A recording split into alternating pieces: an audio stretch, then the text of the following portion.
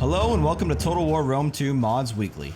In today's video, we're going to overview 4 mods that drastically improve the unit variety of the 3 Balkan factions.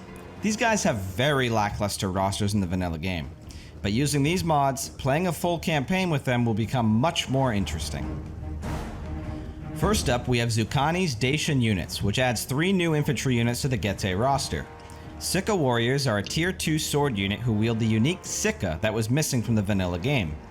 They can be upgraded into the more powerful Sika infantry once infantry chainmail is researched.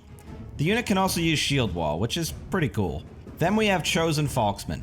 This is a straightforward tier 3 armored version of the basic Falksman unit, and they retain all of the high charge, high melee attack characteristics of their low tier counterparts. Overall, the mod adds some nice units that bulk up what was already the most fleshed out of the 3 Balkan rosters. Zukhani created a roster expansion for the Odrysian kingdom as well. This unit pack adds 5 brand new units to the roster, with 4 of them being upgrades of existing units. All available through researching the bronze armor technology, a sort of Marian reforms for the Odrysians. Thracian spears are a slightly better and slightly more Thracian version of the T1 Dacian spears unit, armed with precursor javelins just like the Celtic Levy Freemen, making them pretty OP. Thracian infantry is an upgraded version of the Thracian warriors, also armed with precursor javelins, and lightly armored as well, as a nice bonus. Thracian Thoreo spears are very similar to their Greek counterparts, only they trade in heavier armor for better melee stats. These are then upgraded into Thracian Thorax spears, which are armored with chainmail and even better stats than the Thoreo spears. The combination of their skirmishing ability and their staying power in a fight makes this one of the most versatile non-elite units in the entire game, in my opinion.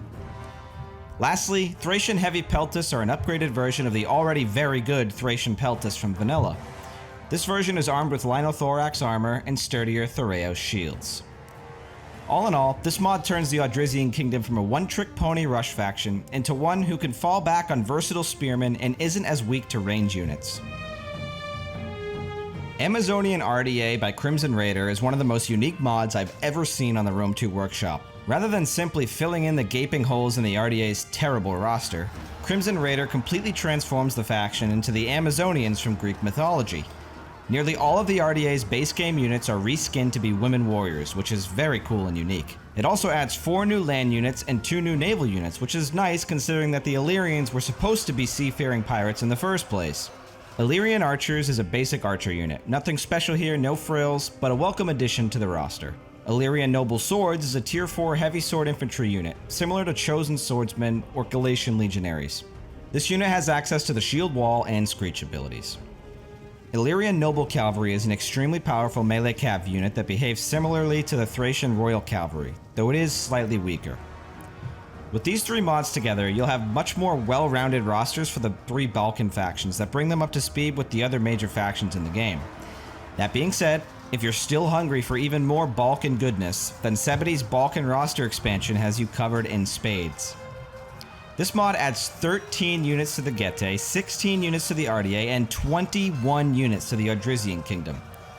These units are very high quality, which is par for the course with Sebidee's unit mods. Some of the Dacian standout units include these high-tier Costobosi Axemen, these really badass-looking Falks warriors called Drapani, and a noble version of the Dacian horse archer unit from the base game. The Ardiaei, on the other hand, can recruit heavily armed and armored royal bodyguards, Talantian hoplites, which are really tanky, and a cool late-game skirmisher unit in the noble peltists. The Odrysian kingdom have a good mix of Dacian, Hellenic, and of course Thracian-style units. Thracian Royal Peltis are an interesting twist on the Hellenic versions. Thin-Yi ambushers have guerrilla deployment for excellent flanking opportunities, and the Royal Bodyguard melee cav unit shores up the cavalry side of the Odrysian roster. There's dozens more units in this mod, and I highly recommend you check out the mod page to see for yourself. Link will be in the description below. You can use all these mods at the same time and they will work just fine. But I personally recommend either using the first 3 together or foregoing them entirely and simply using Sebidee's mod. Using all 4 together bloats the rosters just a bit too much for my liking, but of course, it's up to you to decide in the end. That's it for this episode of Rome 2 Mods Weekly. If you enjoyed this video and thought it was worth your time, please hit that like button as it helps appease the YouTube algorithm gods. It also lets me know that this is the type of content that you want to see more of.